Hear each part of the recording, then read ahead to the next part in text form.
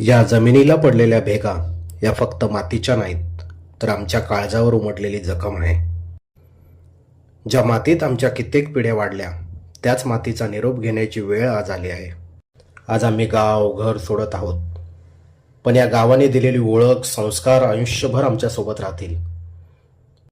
गावदेवी, कुलदैवत आणि वडिलोपार्जित संस्काराच्या साक्षीने जगलेलं आयुष्य आज मागे सोडताना हृदय पिळवटून निघत आहे.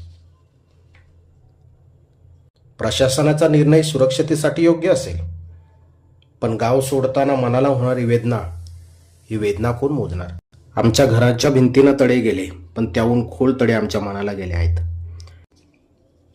अहो, आयुष्यभर ज्या घराने ऊन पावसापासून जपलं, आज त्यालाच शेवटचा नमस्कार करून निघावं लागत आहे. हा निरोप मात्र कायमचा नसावा, अशी एकच प्रार्थना आज गावदेवी चरणी आहे.